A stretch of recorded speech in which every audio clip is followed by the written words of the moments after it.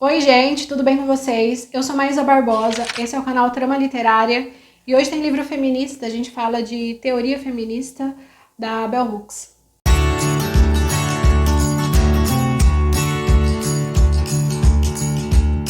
Já tem livro da Bell Hooks resenhado aqui no canal, A Educação como Prática da Liberdade, vou deixar aqui nos cards.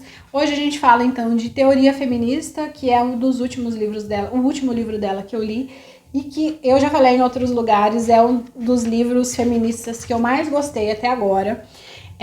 Ele foi escrito em 1984 e ele vai traçar um panorama do feminismo nos Estados Unidos daquela época, e o que eu gosto desse livro é que a Bell Hooks é extremamente crítica. Ela vai apontando uma série de problemáticas no próprio feminismo.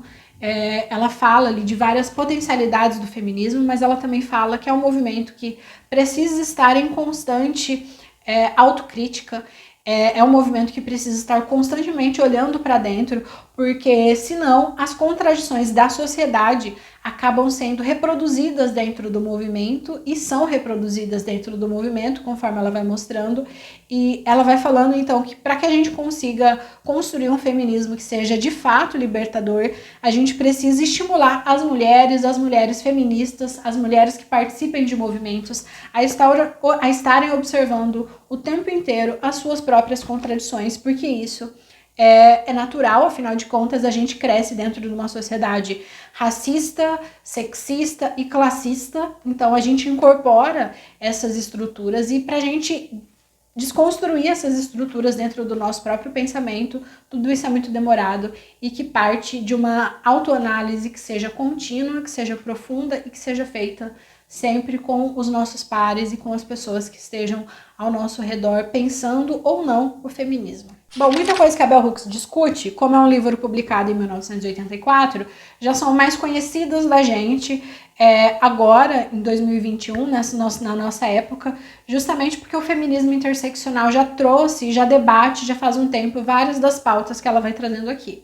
Mas isso não diminui a importância da obra e isso não impede que a obra tenha outros pontos que não sejam ainda tão tratados. Então, uma das primeiras questões que ela vem trazendo é o fato de que o feminismo ele se constituiu durante muito tempo, se consolidou a partir de pautas centradas nas experiências das mulheres brancas, das feministas brancas. Então, como as feministas brancas eram justamente as mulheres que tinham mais proeminência dentro do movimento, que conseguiam ser ouvidas de modo muito mais fácil, eram justamente as pautas delas que eram ouvidas com mais facilidade e que, por conta disso, acabava meio que se tornando representante da pauta de todas as outras mulheres. E uma dessas questões aí é na relação com o trabalho.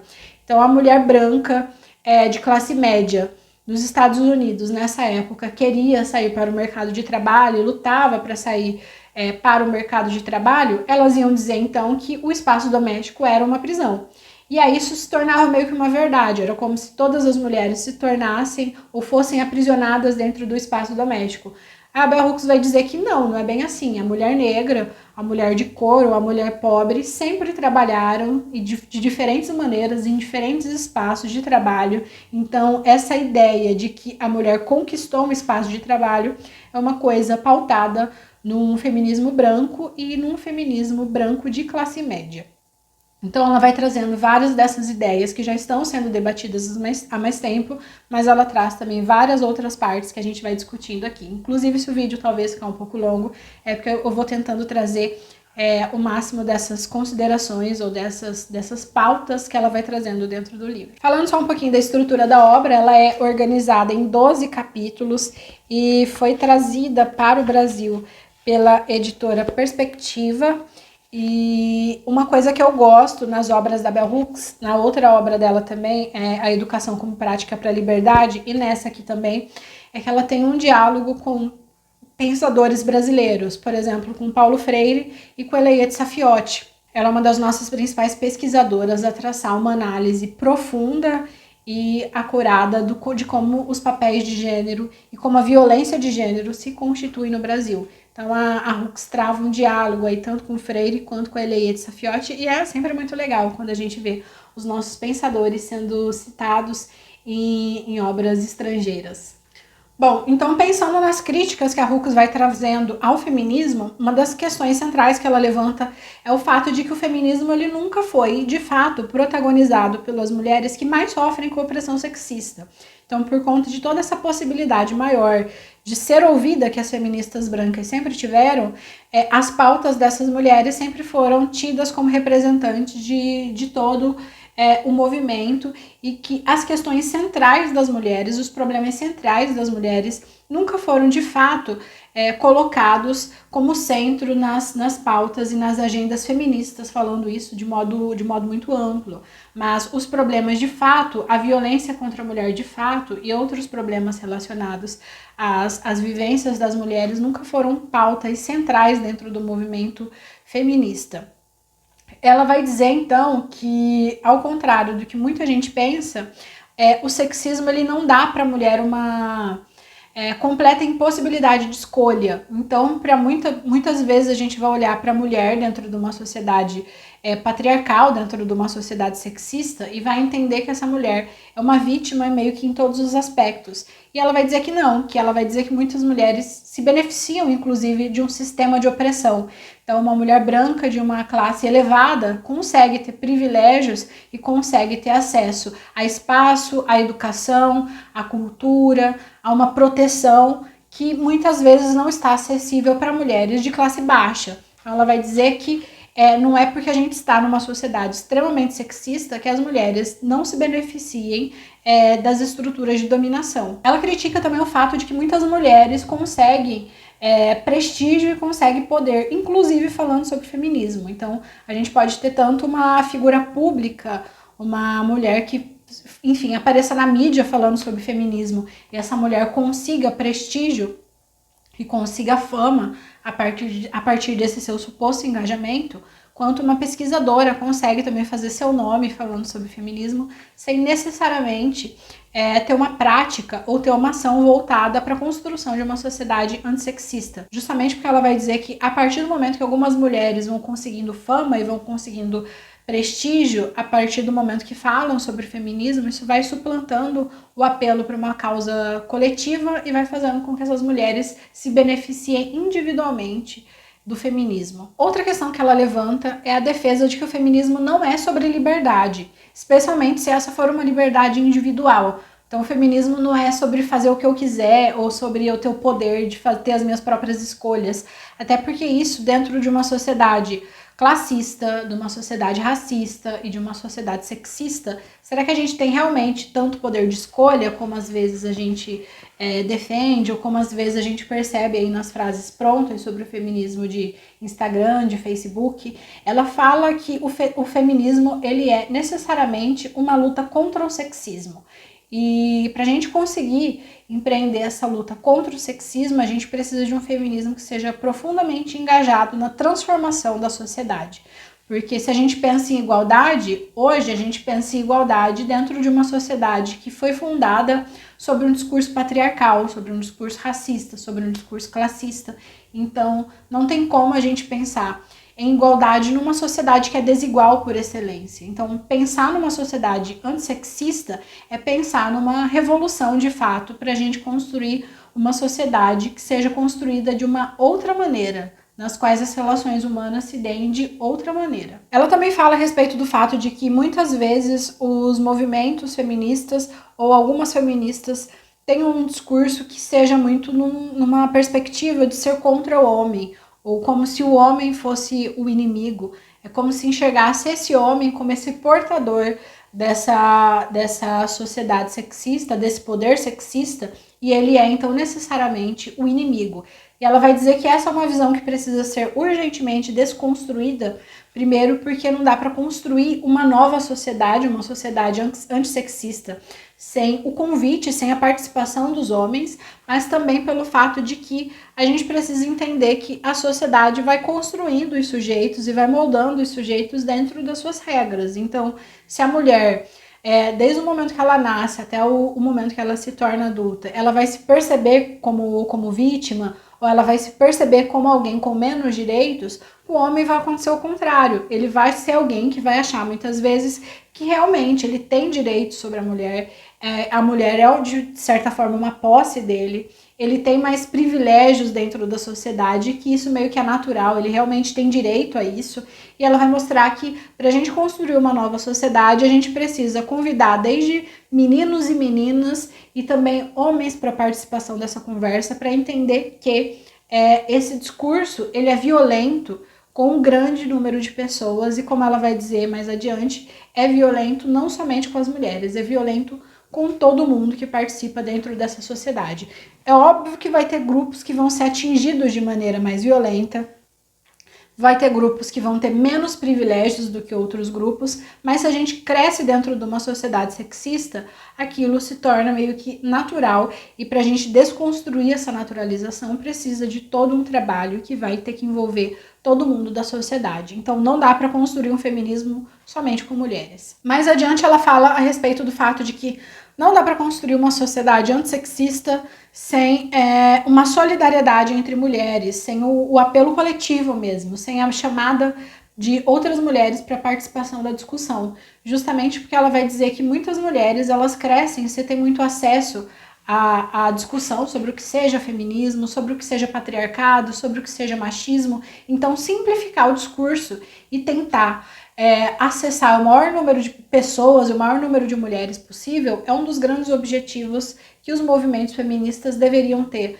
Repensar a participação dessa mulher dentro do espaço familiar, né? Então, entender de que maneira que essas estruturas são construídas, de que maneira que essas estruturas atingem as pessoas e pensar de que maneira que todas as pessoas podem ser convidadas a participar de um movimento feminista. Então, ela vai falar muito sobre isso, sobre a necessidade da gente simplificar muitas vezes o discurso, simplificar a discussão para poder acessar uma pessoa que de repente tenha pouco acesso a esse discurso, tenha pouca participação nessas conversas. Ela cita inclusive a respeito de mulheres analfabetas. Então ela vai falar que no caso de uma mulher que seja analfabeta, alguém precisa estar disposto a conversar e explicar sobre antissexismo, sobre racismo, sobre classismo para essa mulher, nem que seja por meio da oralidade, para que essa mulher também possa ser incluída nessas discussões. Como ela diz também, o fato de a mulher ser feminista ou se declarar feminista não faz com que ela não tenha comportamentos sexistas.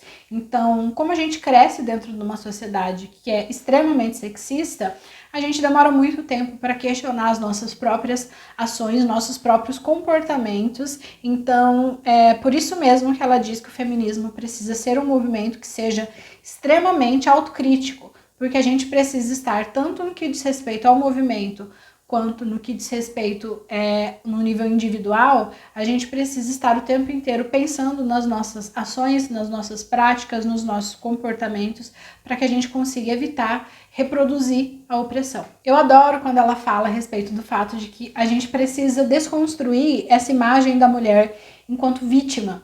Então, muitas vezes, quando a gente começa a ler sobre feminismo, ou começa a entender sobre o feminismo, a gente acha que a mulher ela foi uma grande vítima ao longo da história.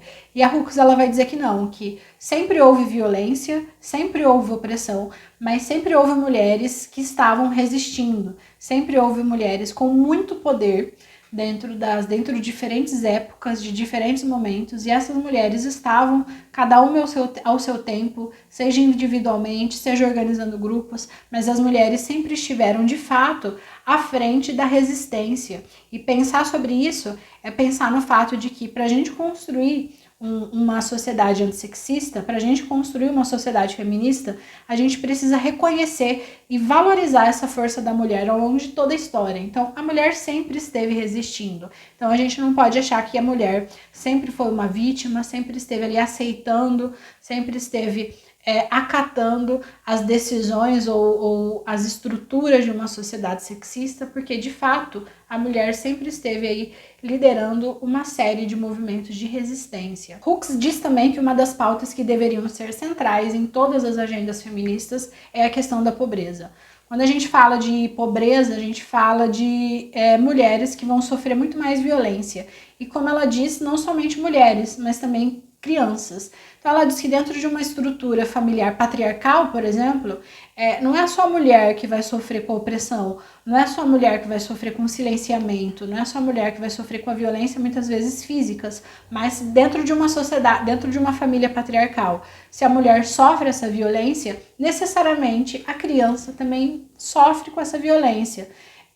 Então, pensar na construção de uma nova sociedade precisa ser pensar na construção de uma sociedade que pense, inclusive, na figura das crianças. Se a gente for pensar aí na educação das novas gerações, a gente tem que estar com profundo diálogo com as crianças a respeito dessas pautas para que a gente consiga evitar reproduzir tais comportamentos. Até porque ela vai dizer que muitas mulheres acabam sendo extremamente violentas com seus filhos, justamente porque a gente tem uma estrutura de poder por meio da qual, como ela diz, a sociedade ocidental é construída. Então é como se a gente estivesse sempre em um determinado lugar, no modo como o poder está estruturado. Então a gente pode pensar aí na divisão de classes. A gente tem um que tem poder, um que não tem poder. Numa sociedade racista, um que tem poder e o outro que não. Sociedade sexista, a mesma coisa. Então a gente precisa desconstruir, na verdade, o modo como o poder é pensado, o modo como o poder é estruturado dentro da sociedade. Ela fala também a respeito do fato de que, por mais que a gente precise lutar para que o feminismo saia do espaço exclusivo da universidade, como hoje parece muito mais, talvez, do que 1984, mas ela diz que a gente precisa lutar para que o feminismo rompa com essas barreiras e atinja o maior número de pessoas e atinja pessoas de diferentes classes sociais, ao mesmo tempo que ela fala que é fundamental a construção de uma base teórica sólida e forte a respeito do feminismo. Então, a gente precisa teorizar sobre o feminismo, a gente precisa estudar, precisa ter livros, mas ao mesmo tempo, todo esse pensamento, ele precisa também ser dito de uma maneira mais acessível para as pessoas que estão fora dos espaços da universidade, também tenham acesso ao discurso, também tenham acesso à possibilidade de reflexão sobre a sua vida, de pensar sobre as suas próprias experiências, de questionar os sistemas de opressão dos quais fazem parte, porque só assim a gente consegue uma sociedade que seja diferente. E como ela diz, o feminismo ele tem esse apelo coletivo. Não é feminismo se ele beneficia só uma determinada pessoa. Não é feminismo se ele beneficia um determinado grupo de mulheres. Não é feminismo se ele está servindo só para estampar camisetas, para ser aí motivos de frases de efeito. Então, o feminismo ele tem esse apelo à causa coletiva justamente para que ele contribua para a construção de uma nova sociedade. E é disso, a partir disso, que a Hooks entende o feminismo. A gente precisa pensar aí numa visão de mundo alternativa. A partir do mundo que a gente tem hoje, do modo como a nossa sociedade está estruturada hoje, a gente não concretiza o feminismo, porque essa sociedade ela é toda estruturada em relações de opressão. Ao mesmo tempo que ela diz que a gente precisa de uma revolução, e de uma revolução que inclua todo mundo e todos os grupos, a gente também precisa pensar num feminismo que seja extremamente afetivo. Não há feminismo, não há transformação sem afeto, sem o acolhimento, sem entender que o outro erra, sem entender que o outro pensa diferente da gente, sem entender que o outro age daquela maneira, muitas vezes porque foi moldado e porque foi conduzido a pensar daquela maneira. Então o feminismo, para que ele seja plural, para que ele seja amplo, ele precisa ser sempre um espaço de afeto. Bom, essa foi a nossa conversa sobre teoria feminista. Se tem algum outro livro feminista que você quer ver por aqui, deixa aqui nos comentários e até mais!